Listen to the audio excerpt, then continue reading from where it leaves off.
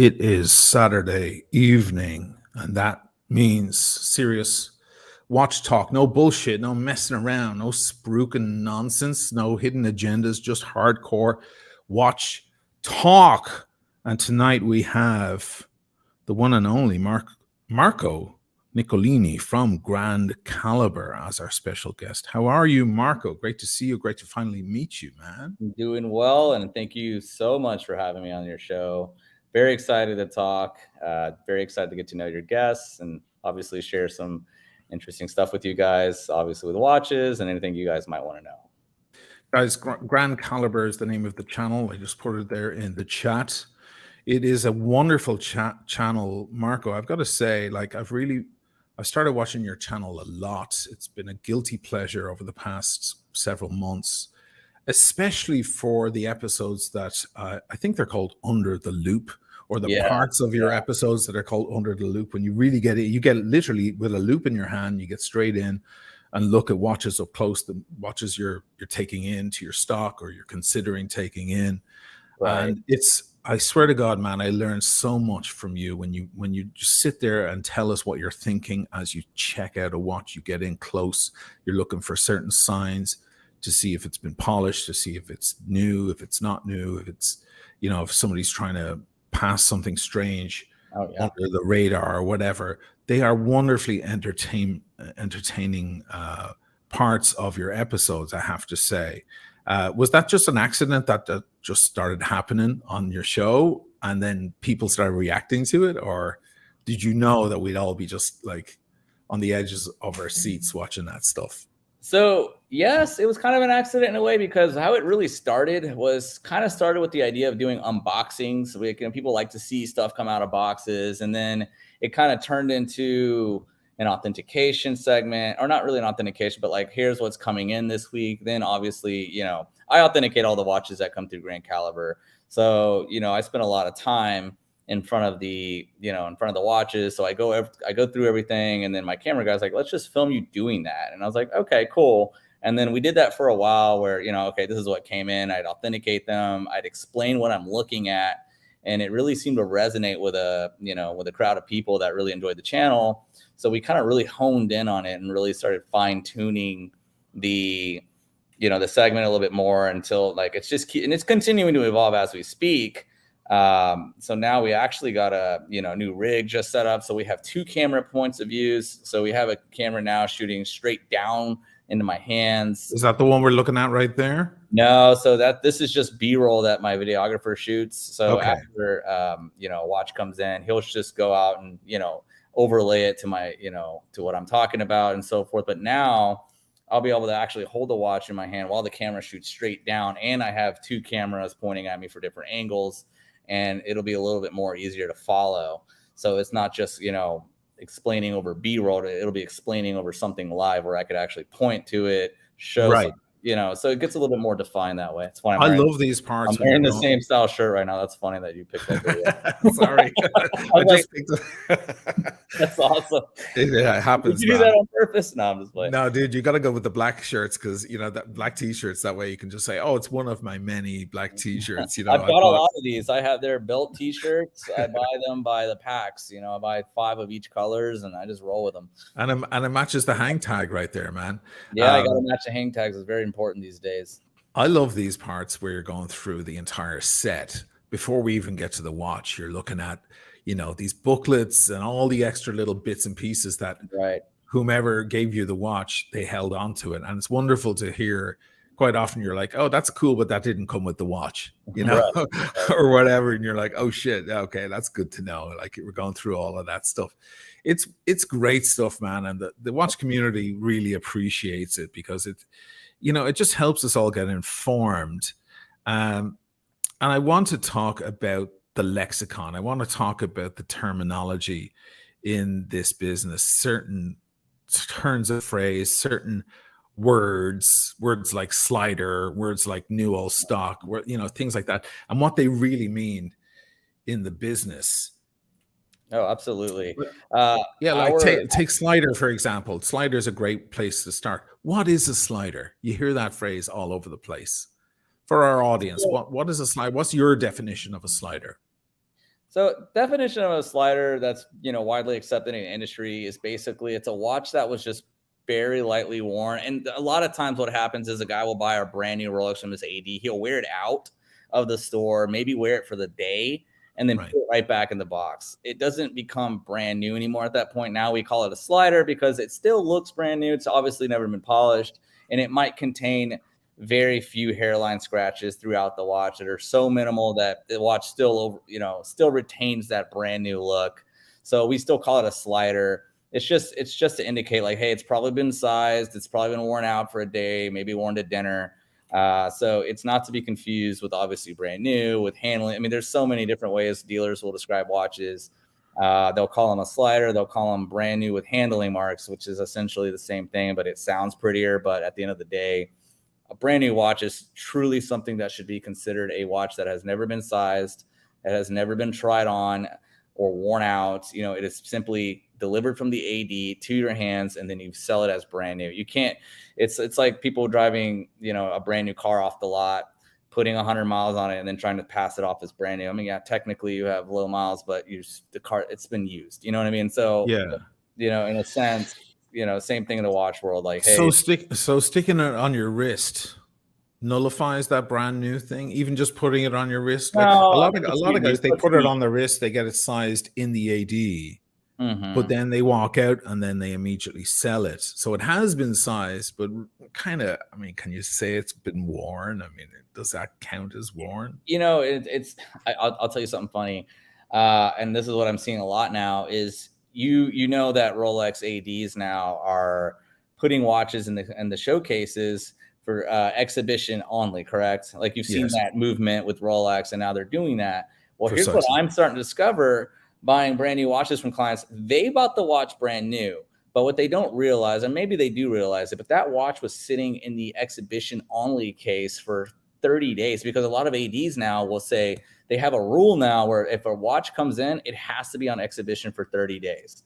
And then after 30 days, that AD is allowed to resell the watch. Now, that means a lot of people tried the watch on. They were checking it out. On. They're wearing rings. They've slid it over rings. They've slid it over. They've put the watch down on the table. And I have seen these watches, and I have gone, "Oh my god, this is a used watch! Like, who sold you this?" Oh, the AD. That's like, buddy, this is not even a slider. This thing is used. It's got gashes.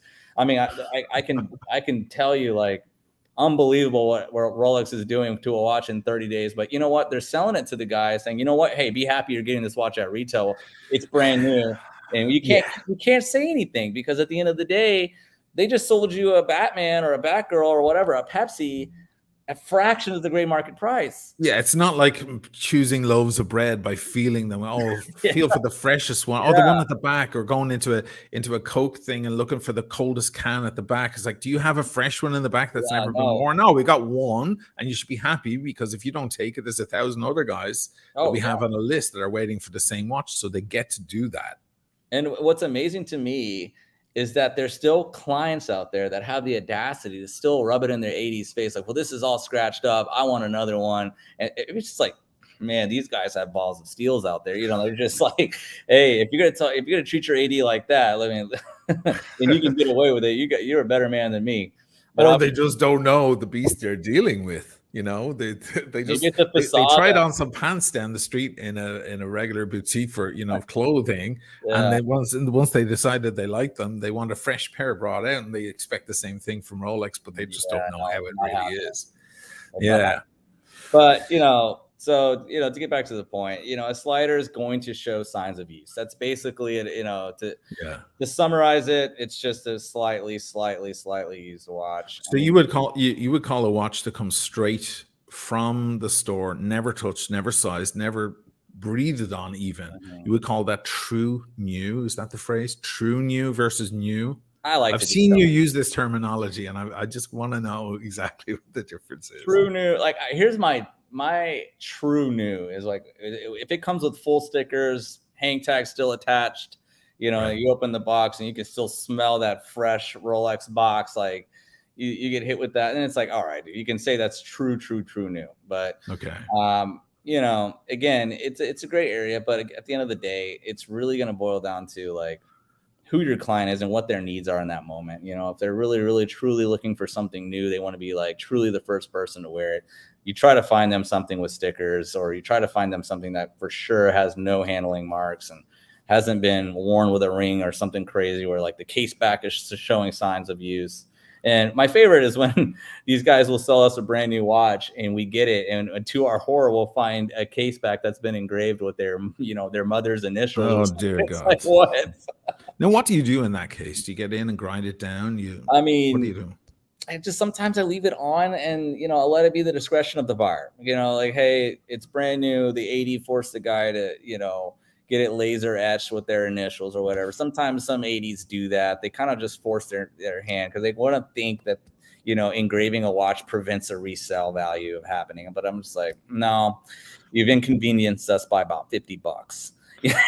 Well, if it's Joanne Woodward saying "Drive safely, me," you definitely want it on there, right? That's very, very different. But yes, you're correct. If it is a vintage watch that has a history, I've sold some very, very interesting complete sets that have, you know, I sold a vintage GMT, you know, not too long ago that had this crazy engraving on the case back. It also had that exact engraving on the buckle, like right here.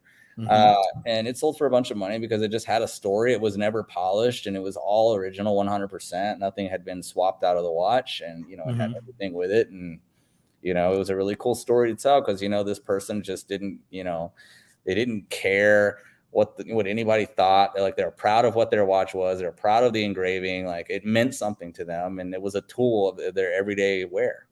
Right. Nathaniel Hannon, $4.99. Thanks so much. Nathaniel is also a member. Guys, the channel has memberships now. Hit the join button if you want to become a member of the channel.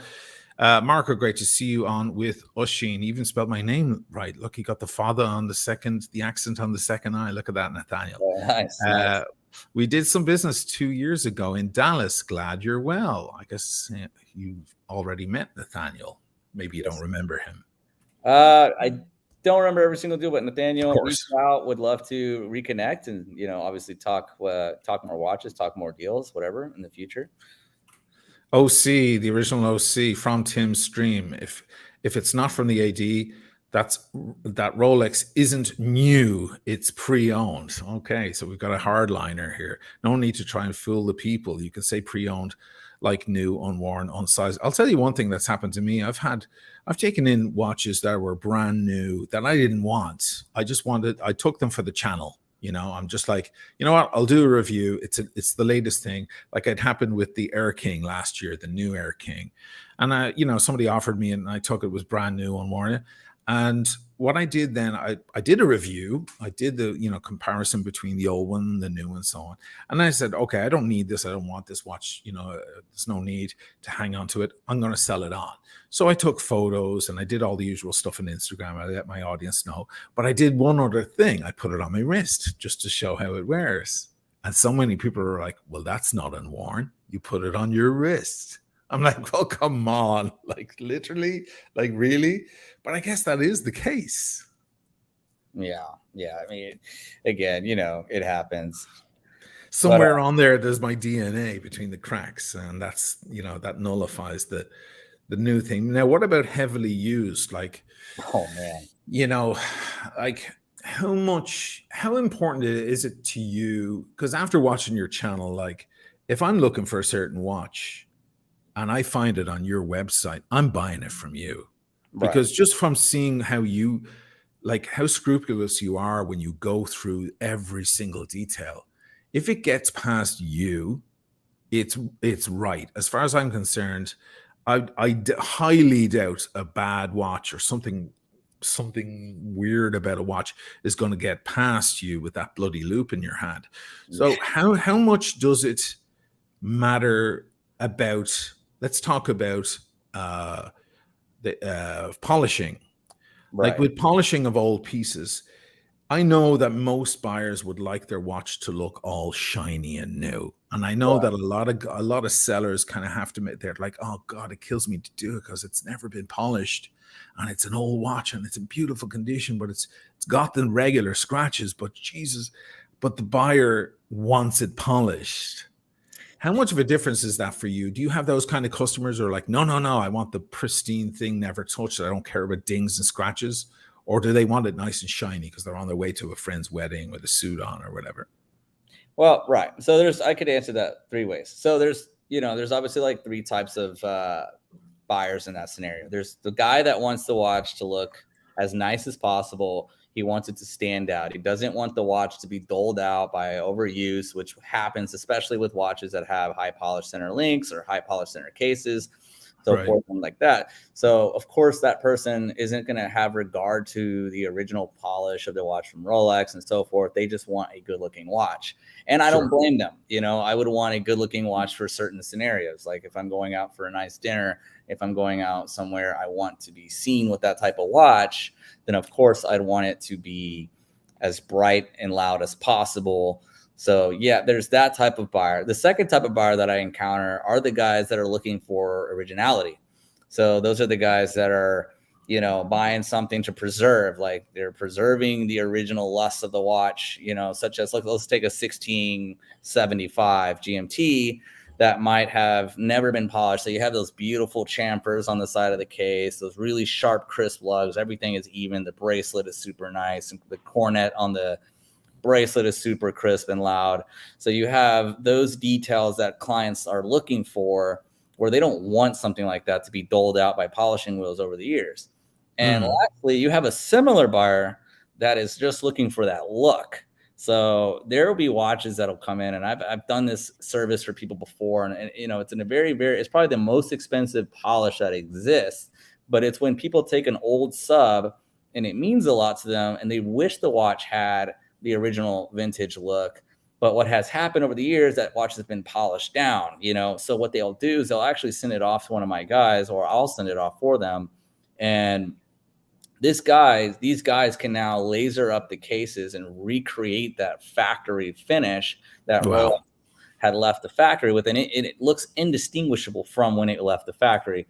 And these guys are considered more of an artisan than they are, just a polishing guy. A polishing guy, in the industry charges anywhere between $100 to $300 to finish a Rolex. Correct. But these guys are charging upwards of $1,000 to $1,500 to $2,000 even to restore that factory look.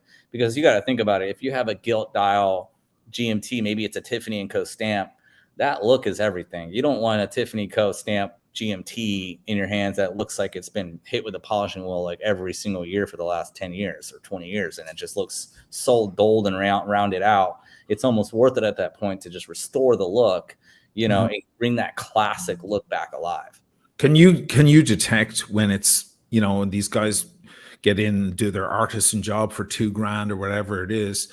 When you pick up a watch like that and get in there with your famous loop, can you detect it versus a never touched watch yourself? Yes and no. It's obviously very, very, very difficult because they're adding metal. I have ways at looking. It's kind of like, let's just say if you cut down a tree, you can count the rings. If I can look very, very closely inside of the lug holes, I can see kind of a borderline of metal meeting old metal. And that's typically a good tell, but it takes a really strong light and very sharp eyes in that moment to see it. I have multiple microscopes in my office that I use. If I really have to get down to the nitty gritty with a watch, I can. A 10x loop is great for detecting polish and so forth, but it's not great at detecting, a scientifically recreated watch in this moment where they're actually adding Rolex, because they don't just use any steel. These guys are using Rolex steel. Like, they're taking old links, old cases, retired stuff, and they're hoarding that steel, and they'll actually use it to recreate that shape. So it doesn't, because if you use a different steel, the different alloys and the different, porosity start to mix in, and then things start to change because they've tried that before. And what happens is this case will start pitting really bad. And it starts, like these little holes will start showing up in the case. And that's from the metals not matching. So what these guys do now is they'll actually just recycle Rolex metal. But it is very, very difficult. But typically, I'll say this: if the case looks really, really sharp, and the devil's in the details in these situations, if the case is really, really sharp, but then the bezel looks over polished, because they're not going to do that. They usually don't go as far as doing the entire bezel and the crowns and all. You start seeing the DNA not matching up. Like I like to tell people, like a Rolex has DNA. You can look at it and see if everything matches, or you can tell if something was altered down the road. And if a dial and the hands are really rusty looking and they have a lot of wear and tear, and the bezel and the insert are really worn out, but the case is sharp, it's kind of like slapping brand new doors on an old car, and it's, you know, with a fresh coat of paint. You start seeing the differences. You know, it's like, you know, like, hey, why, you know, why does this area of the watch look brand new and mint, while the other areas of the watch look kind of used and beat up, and the bracelet's limpy? Like 90% chance somebody didn't just preserve the case and beat the rest of the watch up. Like, it's not how it works. Guys watching, Grand Caliber is the name of the channel. The link is in the chat right there. Get your ass over and subscribe if you haven't already. We are talking to Marco Nicolini, who runs the show over there. He's the expert, and this is his channel. Absolutely fabulous stuff. I'm a huge fan myself. Marco, let's talk about Lexicon a little farther. Do you ever get a little weirded out by the language that we use as watch fanatics? Things that come. You're going to open a can of worms. Like a slider to most people is a cheeseburger, right? It's a tight, small cheeseburger. You get a rack of them, you know, different flavored sliders with different toppings. But to us, the slider is a totally different thing. What about other terminology and so on? I feel very bad for people who eavesdrops on two watch dealers having a discussion, because it's going to sound really sketchy. Because a lot of the times we're using terminology from the outside listening in. It's like, what are they talking about? Why am I hearing them saying they're shipping something naked to some guy in New York? Like, what's going on? Like, so yeah, the terminologies are definitely weird, and they're very obscure for what they are. You know, we use the term slider, we use the term, you know, NOS, we use the term naked, you know, we use the term, you know, all these different terms. And, you know, from the outside, if you don't understand the industry, or you're just somebody walking by and you're listening, it can sound weird. And I'll give you a perfect example of this. Yeah. The other day, I was just at a store with a friend of mine. He's another fellow watch dealer, and we were sitting there talking about a watch deal that, you know, I was waiting on, you know, getting completed so I could buy some other stuff with that money. But I was just like, hey, you know, finally this Coke deal got paid out. And, you know, I'm talking about a 16710 GMT Coke. And you know, it didn't dawn on me what I was saying. And then the cashier register just starts giving, you know, the guy at the register is giving us really funny looks. And we're like, you know, because of course I'm saying things like, yeah, the deal came through. We finally got the wire for the Coke. And it's like, oh no. As he looks at me, I'm like, I know exactly what this dude's thinking. He's looking at us like a couple of Sicarios, man. He's like, oh, these dudes are drug dealers in here buying whatever. You know, it's the funniest thing, you know. So I was like, I had to sit there and explain. I was like, all right, I know what you're thinking. And no, that's not what's happening. I was like, we're watch dealers. Are you familiar with the GMT Coke? He's like, oh. I was just like, I mean, we just had a great laugh about it. And it was just like, I totally thought something. I was like, I totally understand how you could think that, and I don't blame you for thinking that. It was just such a funny like moment. You pick up the phone, you're like, yeah, it's completely naked. Yeah, it's completely naked. It's a slider, and it's coming on through FedEx. You're like, what is going on? What? And we're waiting for the Coke to come through. Somebody's standing behind you at Starbucks, and they're like, what on earth is he talking about? I know. I'm sure, you know, I'm sure my FBI agent that watches my cell phone understands the lingo by now. So, do you sell mostly within the United States, or are you international? We do primarily domestic with our client base, but we do from time to time get clients from Hong Kong, which I don't mind, from Singapore, which I don't mind, Panama, which is sometimes a place that we have clients. But believe it or not, a lot of these clients have just been flying in and dealing with us and flying back out. We actually had a guy buy a watch, you know, a very heavy piece from us. He actually sent his personal shopper to come get the watch, which I thought was just crazy. Like, that's a crazy flex. He just sent his shopper, you know, all the way across the world just to look at this watch. And we got into it about the price, and this guy was ready to walk us with his shop. He's like, hey, I'll send my shopper there, and if you don't like the price, we're out of there. I'm like, all right, man. Like, you know, so eventually we made the deal work, obviously, but it was just kind of a surreal moment. Like, man, this guy just sent a guy across the world to buy a watch on his behalf. And this guy Yeah, that is interesting. Like it Yeah. has occurred to me that like with certain watches, sure, you can do insured shipping and so on, but I feel like when it gets to a certain price bracket, at a certain point, just get on a plane. No? I mean, 50 grand, 100 grand, is it really worth sticking in the mail, even if it is insured? I mean, at that point, if you're dropping 100 grand or 200 grand on a watch, what's what's an EasyJet flight or a JetBlue flight to you at that point? Spend the 200 bucks and get on a plane and go get the watch yourself. Don't you Well, you think? got to think. Well, yes and no.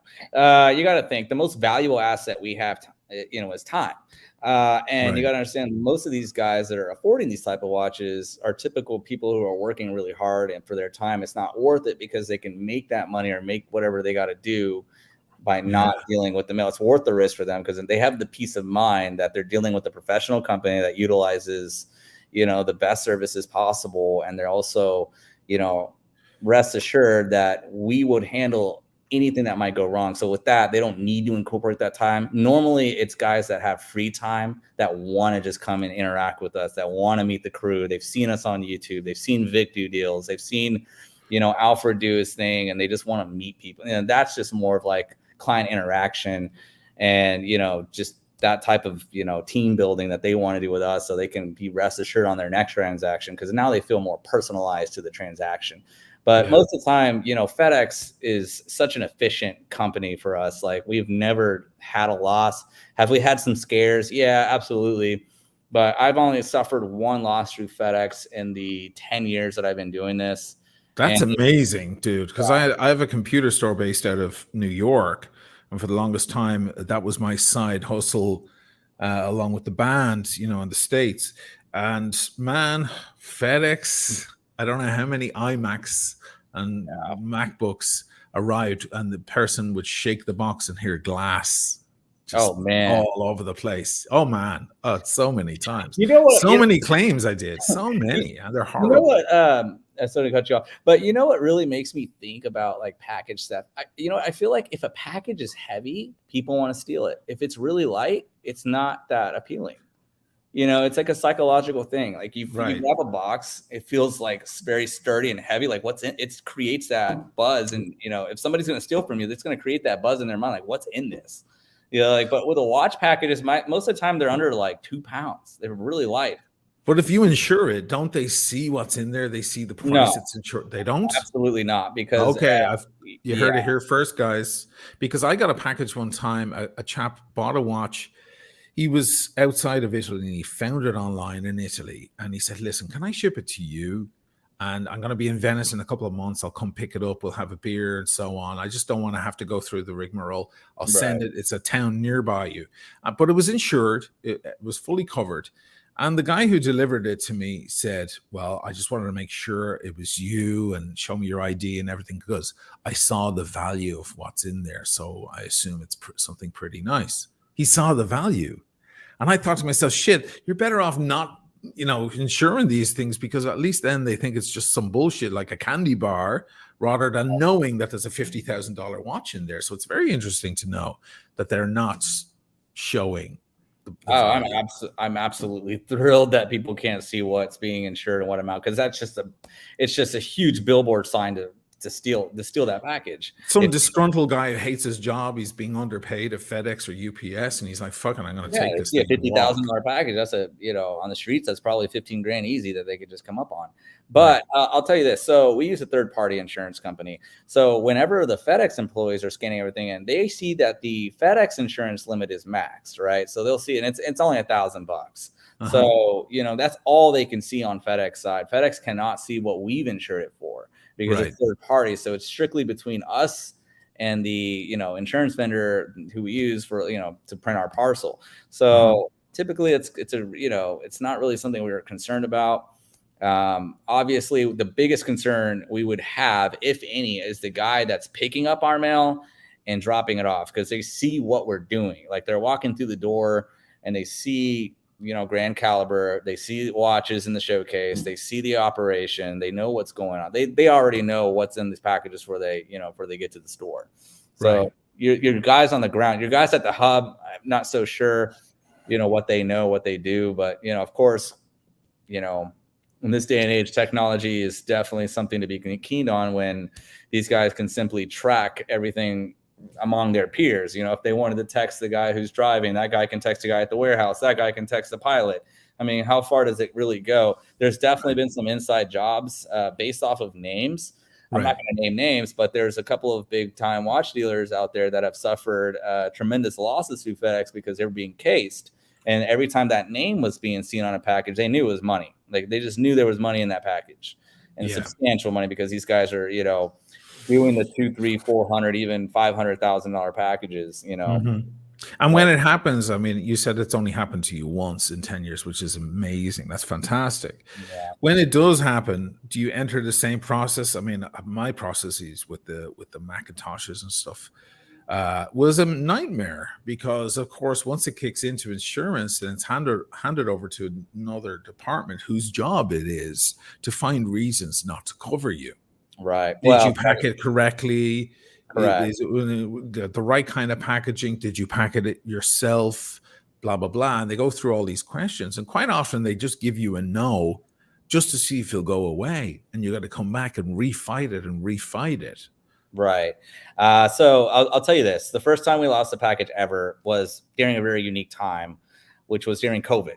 So that did create some unique circumstances for us, and obviously in our favor, because right when FedEx started noticing a big drop off, they were dealing with a high rise of claims, was because FedEx drivers just completely started disregarding the signature request. Yes. And they would just leave stuff on porches, and they would just chalk it up to, well, I don't want to get sick, and I don't want to shake anybody's hands. I don't want to be breathed on. They were just throwing them at doors. Right. I know. I went through a couple of the same claims myself, and people started getting wise to it and sending packages to addresses near their home but not their home. Right. And that way they could just go over and grab it outside the door and run away. Right. Here's a tip that I always tell people who are kind of new to buying watches. And, you know, I get it. Like they're so excited to get that package. They're waiting around their house, pacing back and forth. Don't do that. One thing I would tell you to do, ship it to a FedEx store. It is the most safest route you could possibly do. Drive to the store, show them your driver license, pick up your package. Rest assured that store is going to receive that package, because they are on a very efficient system with the store. It's not efficient for them to be driving around your home, because at the end of the day, something can happen to the truck. Somebody can break into the truck.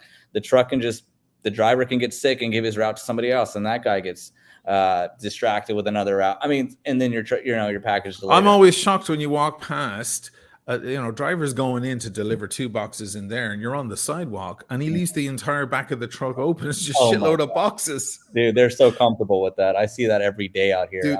Dude, you gotta see it in Venice, man, because it's all on boats.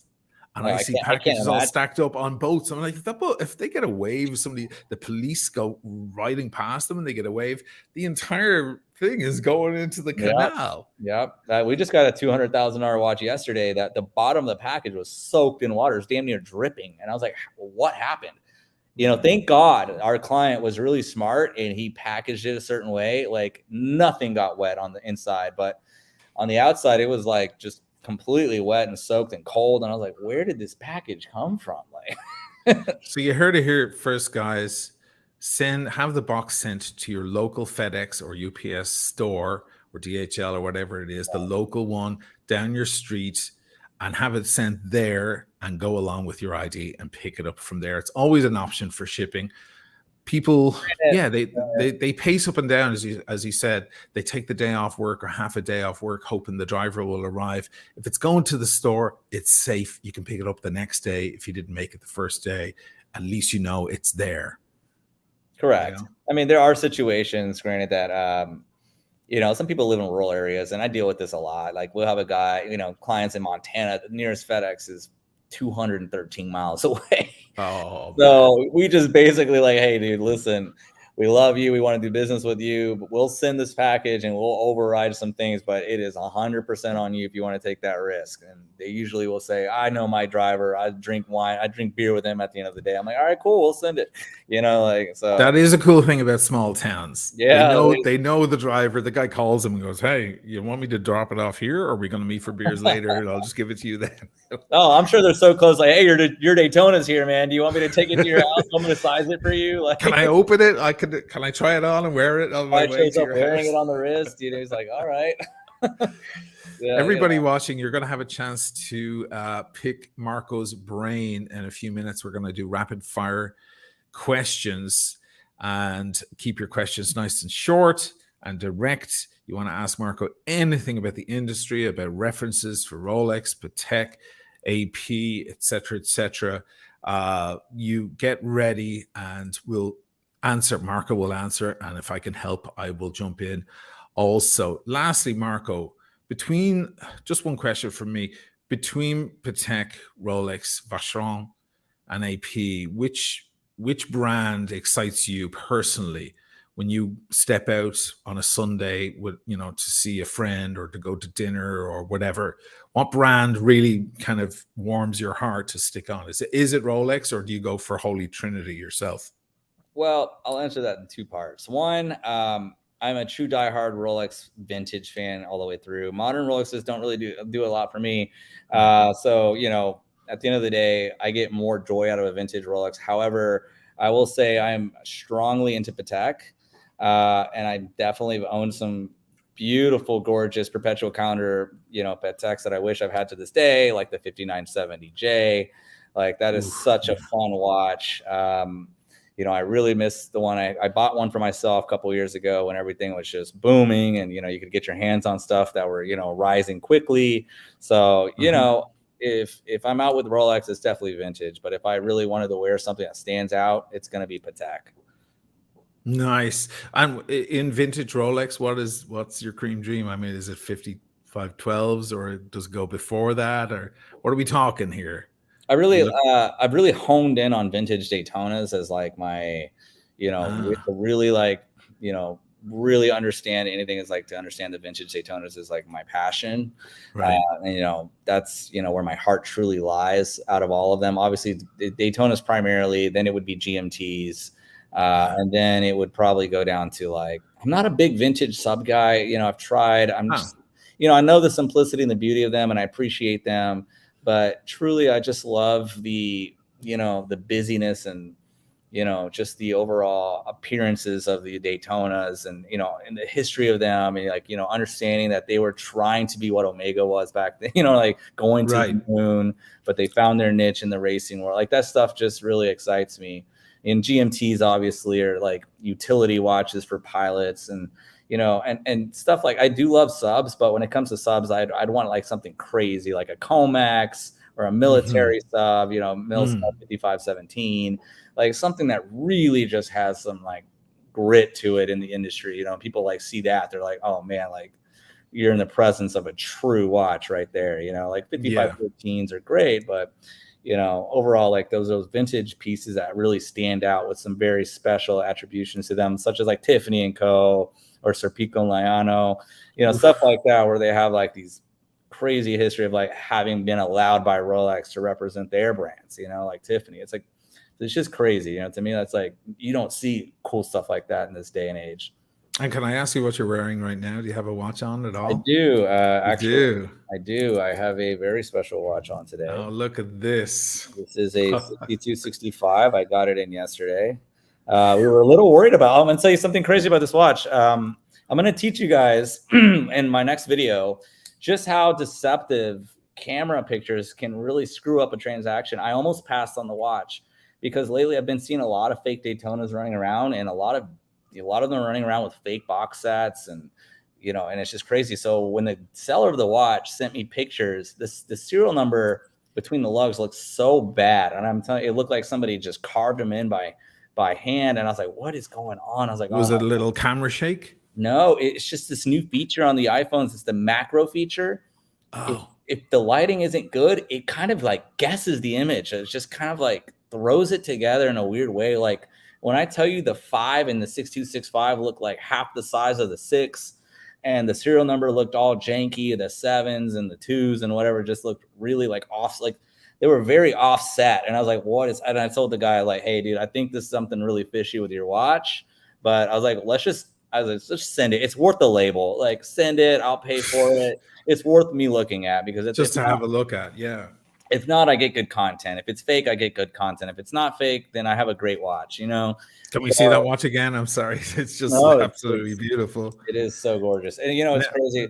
I'm a huge 6263 fan, but 6265 with the black dial is where it's at, guys. The silver, you know, the silver dial is the go-to for the 6263, but the black dial 6265, the contrasts are just incredible. Look at that beauty. It is so beautiful. Of course, you know, those sub dials just kind of get that nice off-white color. It's just so magical, especially when it's consistently across the board. Like you get the same kind of patina. And what sort of price will you be looking for that watch, roughly? Probably somewhere in the, I haven't priced it out yet. You know, I'm still kind of like researching the market. Right now, I'm looking for a 6263 if anybody out there has one, but I cannot find one to save my life. So I don't know. And of course, prices of these are just like so steady, but the market for these dictate anywhere between 75 to 95,000, depending on condition and so forth.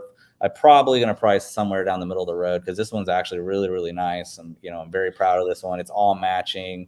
None of the numbers are off. Like, you know, a lot of times you buy vintage Daytonas and, you know, the end links have been replaced with just Oyster date end links because they're easy to find, because these have 571 end pieces, which are hard to find, you know, especially now that a lot of these people are faking them and putting them on eBay for $30. It's hard to, you know, find something that's good because, you know, people just replace it with cheap counterparts. But this one's all the numbers match. So to go back what I was saying, when I got the watch in person, I put it under my own microscope, and thank God, you know, I looked at everything with my own eyes, and it's a completely different story, completely different deal. Like the watch came to life. Everything looked correct. Wow. There wasn't an issue. The serial numbers look good. The reference numbers look good. I didn't see any discrepancy that I saw from those pictures. And it's this macro lens that the iPhone does. And if you don't, you know, if you don't angle it right, or if you don't have the right equipment to really get the lighting on there, it seems to just distort. There's some sort of digital thing going on, some sort of processing. It just processes the image very weird. And it's just, you know, it's not good. I mean, I've probably passed on a few deals just based off what I saw in pictures when I should have just took it. Now you know. Yeah, pay for the label. Why not? You never know what you might. No, I don't mind. You know, and I'm actually funny that we're talking about vintage Daytonas. I'm in the middle of I'm helping a friend of mine write up an appraisal. It's not really an appraisal; it's more of a statement. This guy bought a Daytona from an auction house, which I won't name because I don't want. Okay. We don't want to be involved on that side of the deal, but you know, basically, the watch was sold for a bunch of money, and the whole thing is just fake. You know, the movement is pranking together from an old 72B. The case is like gold, but it's like completely incorrect. Like you know what I was telling you, like how the serial numbers look from the pictures is how this looks in real life. Like when you look at the serial numbers in real life, it looks like it was, you know, done with a cheap CNC machine that somebody put together. And it's just like, completely incorrect. You know, but it has real parts such as the dial, the hands, the bezel, and it's just like Frankenstein, you know. And you know, some of these lower end auction houses, they don't know what they're doing. And, you know, they'll sell it to the public. And these guys think they got such a great deal on a watch because the experts are already on the sidelines like, oh, not touching that. You know? Yeah, exactly. Yeah. Like, you know, I've heard many horror stories recently, especially out of auctions. Yeah, it's a big problem. While I have you, I want to ask you about, this is one of my oldest pieces. I don't have a lot of old pieces. I have some old Speedies, but this is my oldest Rolex, 1993 gold sub. And my question is about I'm being selfish here, just asking about my own watch, but just about the purple effect that eventually happens on these dials and bezels. This one's already been to Rolex Service Center. You mentioned about the links, people putting out fake links. This one was missing a link, and I had them put on a link. I paid the full whack from Rolex to get the real link, just so I know it's the correct link to complete the set. About what time does it start going purple, and what difference does it make on the market? Just so you know, I actually want it to stay blue if that's possible. I know maybe I have to keep it out of the sunlight for that. I think it's the sunlight that turns it purple. But what difference does that make? Like when you get one of these in looking all deep blue like this, like it was, you know, born yesterday almost versus that kind of purpling effect that these watches get. Is this one turning purple, or is it still blue? I don't know. You tell me. What do you think? I mean, I can't really tell because it looks really dark. You know, I thought it was a black dial this whole time. I didn't even know. Oh, I see. I'm sorry. Let me put some stark ugly light on it that might bring, Totally, I'll yeah. use my iPhone here for a second, and you can tell me. Oh yeah, I see. It looks like the blue that we know now, like that modern royal blue. Uh-huh. It looks beautiful. But the bezel looks like it's kind of getting a purple undertone to it. Am I correct? A tiny bit. There's a lot of viewers of the channel who say that's already on its way toward. Yeah. It's kind of, Yeah. yeah, I definitely see the purple coming in. It's a tritium dial, correct? The original, not a Yes. service style. Yes. Yeah. I mean, obviously it's all going to be on the buyer, but majority of the buyers that are buying that are going to pay a little less than something that's gone tropic because, of course, with vintage watches, the tropic scene is always much stronger market than the more preserved, still natural looking from when it was produced scene, So Yes. I actually have a similar watch that I've been wearing a little bit lately. It's a 16808. And it had a dial that was blue, that turned purple, that turned brown, that has now turned champagne, which is a Wow. wild transition. The dial itself isn't in the world's best condition. It's got a couple of chicken scratch, but I almost don't care because the color is just like this really intense bronze. Uh-huh. But in certain lighting, it's like completely champagne. And obviously, Rolex has never made a champagne dial for a Submariner, so it's just a wild look because the Wow. text is white. So when you have white text over champagne, it's just a ghost. It Wow. has a ghost effect. So the only thing you see at certain angles is just the Rolex crown. You don't even see the text from the Submariner or any of the depth, right? You don't see any of that. You Mm-hmm. just see the crown and the deep champagne color that it's turned into. Guys, Grand Caliber is the channel. Get over there and sub if you're not already subbed. It's one of the best channels out there, mainly because of this man right here and his incredible knowledge. If you haven't already picked up on that fact, I mean, it's amazing the detail about these watches, especially vintage. We're going to get to the rapid fire questions, guys. Keep your questions nice and terse, straightforward. Don't put in 2 or 3 questions in one paragraph because we'll move on. If you want to super chat the question, that's perfectly welcome. It'll stand out with bright colors and it'll attract my eye directly to them. So you'll have a better chance of getting your question answered. So get your questions ready, guys. We're heading into rapid fire.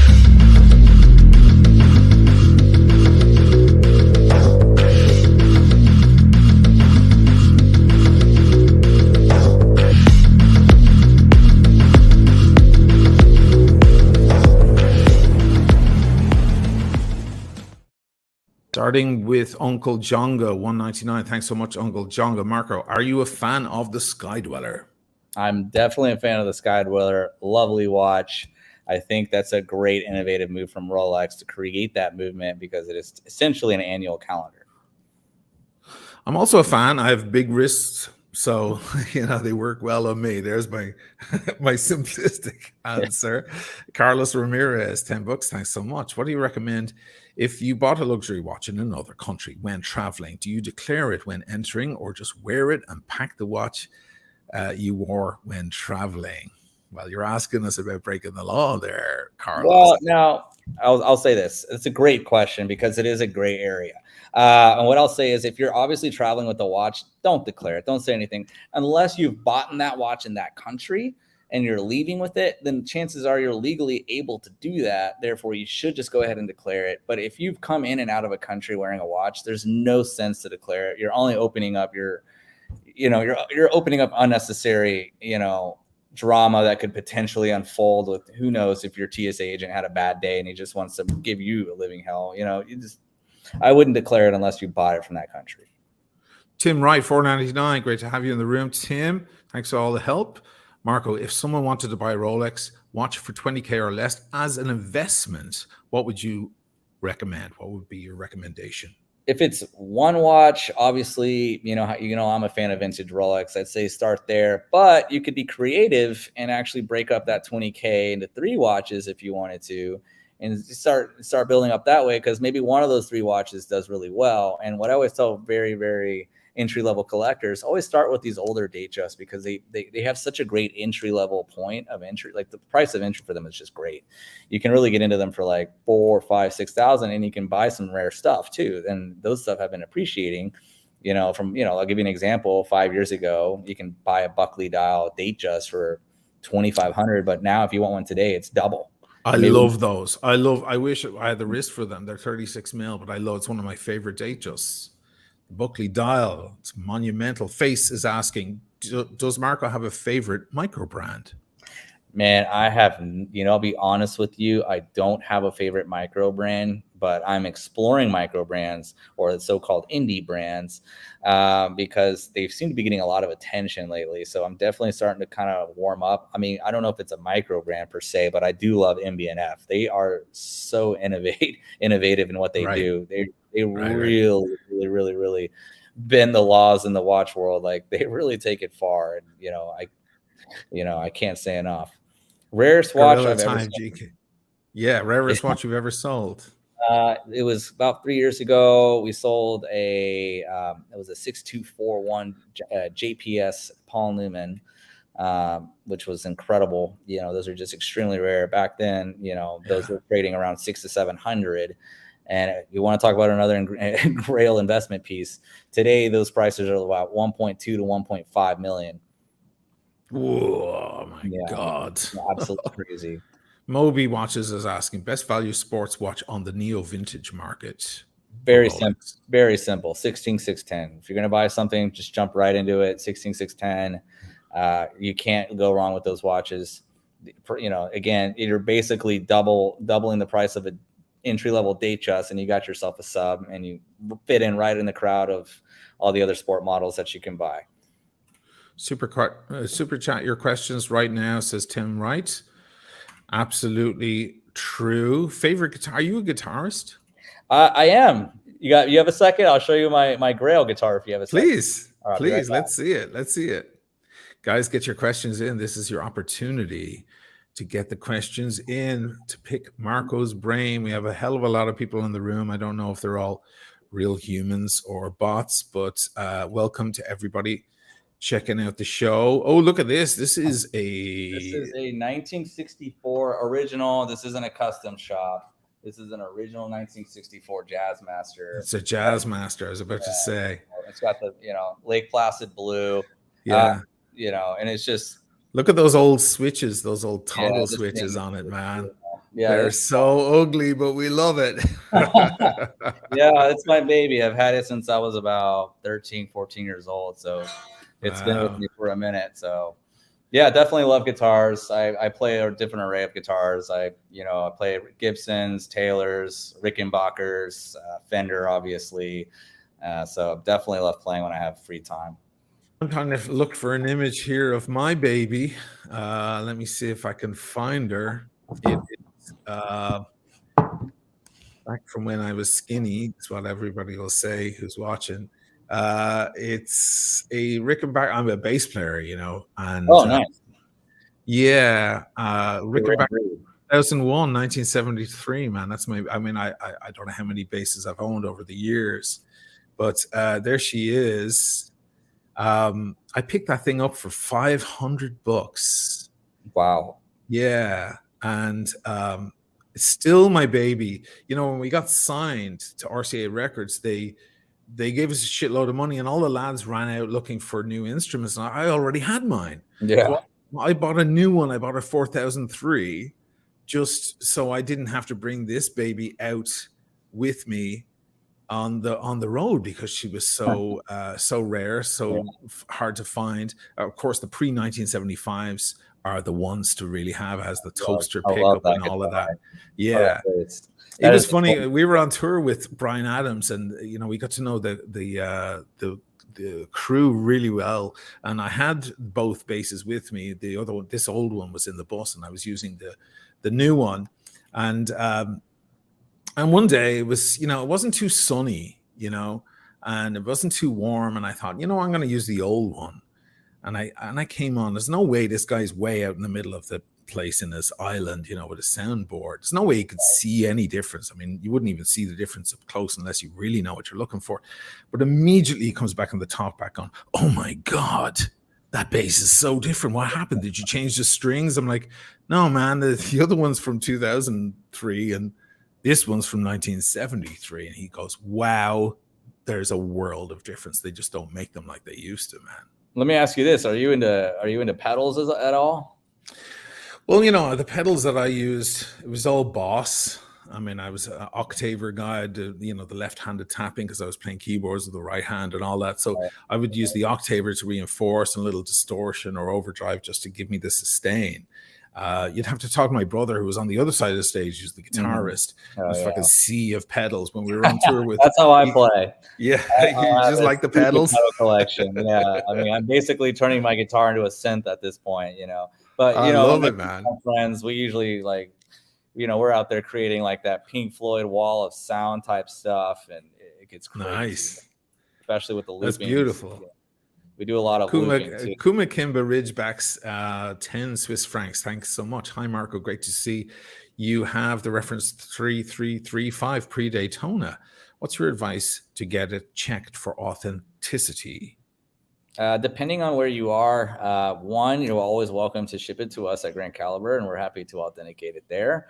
Or two, if you want to reach out to me directly through Instagram or somewhere like that, I can obviously check the pictures and do my best from there. If not, I can always refer you to some people that I know. And we know we have contacts all over the world in certain areas that I trust. I have all my trusted partners too. So either way, I'm happy to help. Fantastic. America 5726, big supporter of all the channels. Great guy. 199. Thanks so much. Most expensive watch you've ever sold? It's going to be that same Paul Newman. Same one. Mm-hmm. Uncle Jonga again coming back in. Double swinger here. New Panda or discontinued one on the ceramic? I'm going discontinued. I just made a recent post on my Instagram that a lot of people seem to resonate with. I just think the new Panda, it just doesn't look as proportionate as it could. Like they made the rings much smaller, but yet it still has like a very bold bezel on it. They've thickened up the case, so it's like you thickened up the watch, but you've also thinned out a lot of the watch. So it just it looks weird. I don't know. I mean, I have to see it in person. I haven't seen one obviously yet, but when I do, I will definitely revisit that question. But so far, I think the ceramic Panda that we've come to love looks great. It didn't really need to change that much, but otherwise, I think I'm going to go with the ceramic one before the release. Lucky Bastard 911499. Thanks so much. How do you recognize fake patina on vintage Rolex? That is an amazing question, and thank you for asking that, because I just went through this last week with a fellow watch dealer local to us. They bought a GMT that had really nice pumpkin patina, but something raised a flag about that patina. So they brought it to my office. We put it under the microscope, and sure enough, when you loop out the markers on a watch, you should see the tritium in the same consistency that it left the factory with, but it would be discolored a little bit. So it's not going to be, it doesn't age and tarnish into something else. It stays the same consistency, but it changes colors. What happened here is you could see under the loop, it had some type of cover, like some type of external goo. It looks like some type of paste that they put over the patina to make it look like it had patina, but it clearly wasn't. And normally when you see them altered, it's because they've been stained, and you can see the reaction that the loom's going to have to any type of altering. It's like anything else. It's going to change the effects of the original substance that's used to create that marker. So in this case, it was very obvious because it looked like somebody just kind of like used some type of hobby color paint scheme that was like, and they tried to paint it over the surface, because underneath the color you could still see that it was white. So it was very obvious. It was a very, very obvious deal. I see. Very interesting. This chap doesn't have to super chat. He's one of our bunch. Diego, a 16710 or a 16750, Marco? Definitely going 16750. Why is that? Isn't the 16710 easier to kind of play with the bezels and swap things out and enjoy the watch in that way, or is it the same? Not any more difficult than a 16750, but with the 16750, you get a lot more of that vintage 167.5 vibe, but you get the quick set feature, which is a huge plus if you really like the utility of a watch and you like the overall look of the watch. So 1675 is great, but for people who actually like to utilize their watch in everyday life, they hate changing the date because you have to go forward and forward and forward to get to the Right. date you want. Whereas the 16750 has the exact same look, but you can just skip right past all that and just change the date and you're done and you can enjoy the watch. Brian Wren, 249. JLC Polaris date. Great watch. I love Jiggler Ultra. You know, they're great. I think they're really good entry-level watches to some degree. Of course, they make some heavy hitters as well. And, you know, what's really interesting about JLC is they have a great relationship, or had a great relationship back in the day with AP, because they were, you know, producing chronograph movements, you know, some of the modules for them. So, you know, JLC is an outstanding watch company. And, you know, I've got nothing bad to say about the brand. Yeah, I like them too. I mean, you can't go wrong. The watchmaker's watchmaker, right? Isn't that what they call them? Yes. Yes. All right. That's the watch you sold me, Marco, says Mr. Horology. You sold him a 16750. Cool. Nice. Dan, let's get into the final questions here. Dan, do you think that the 224270, I believe that's the latest Explorer, right? The 40 mil, will be as popular as the 214270? I definitely think so. The 214270 was such a popular watch throughout the years that I've been selling watches. I've had many, many, many requests. I hardly had requests for the 36 millimeter. So I wonder if that's just kind of a mistake on Rolex trying to bring the size back down on that watch when people got so accustomed to that bigger 39 millimeter feel. Now they've upgraded the size, upgraded the look. I think that watch will do very well. So, you know, Yes. I think demand's going to be very strong for it, for sure. Okay, so yes is the answer pretty much. Teddy is asking about a Brosnan era Seamaster 300, the 300M, you mean, Teddy? I have that watch. I absolutely adore it. I think it's a great entry into the watch game, into the luxury watch thing. And, you know, sometimes I put it on and wonder why I ever bought any other watch after that, because I think I got it right. Yeah, you know, for straight out of the gate. Do you like that watch yourself, Marco? I'm not too familiar with it. Do you have that watch yourself? I do. I don't know if I have it handy here. Let me check. But you know, it's the classic Brosnan one. They started out in no, it's not handy. They started out in quartz, and then they put an 1109 and then 1120 into it. I just think it's a beautiful watch. It's a perfect Seamaster 300M. And you know, you can pick one up for about $3,000 in good condition. That's the older like blue dial. Yeah, it's the older one. Yeah, it's with the kind of like wave dial. Yeah, maybe with the rose mill. Yeah. To me, that's great watch. Kind of carries the same you know, it's the recognition is like an old sub. Like it's very, for Omega, that's like their version of like a 16610 in a sense. Marco, where do you see the price on the Milgauss GV going now? Great content, guys. Thank you, Will Charlesworth. Just like anything else with Rolex, the price is just going to keep going up. You know, it may not go up drastically like they have been in the past, but I mean, Rolex is a great investment as a company altogether. So, you know, holding any kind of discontinued watch is always going to do well. I mean, any discontinued Milgauss from the 70s are clearly doing well. So, right. You know, you get in now, maybe in 20, 30 years, that'll be the second run of a great watch, you know. Fantastic. Guys, this is Grand Caliber. This is the channel. This is the kind of content you can expect if you go over there and sub. Marco is sitting talking about you're probably talking about the writing here, the GMT Master, probably whether it's the double stick or not, right? Or something like that. I'm just making a guess here. Going into detail. These are the kind of details that really excite us in this hobby. So it's a great channel for that. I'm putting the link once again in the chat for the channel. Get your asses over there and subscribe and check out all the content over there. What can I say, Marco? It's been an education as always. Absolutely loved having you on the show. I'd love to have you back again at some point in the future and pick your brains once again. Guys, become members of the channel if you feel like it, and upvote this stream. I hope you all enjoyed it. We'll see you again next week. Same time, same place, Saturday evening for Serious Watch Talk. Once again, Marco Nicolini from Grand Caliber. Thank you. Well, thank you so much for having me. And again, I appreciate it. And I love what you're doing. And I appreciate you having me as a guest. And I can't thank you enough for shouting us out at Grand Caliber. And of course, if you ever want to, do another one of these, I'm happy to do so. And we're also doing our own podcast coming up soon. So if you ever want to jump on our podcast, we'd love to have you. Certainly. Awesome. My pleasure. Okay. Well, have a great one, man. Thank you for coming on. I appreciate it. Take it easy, guys.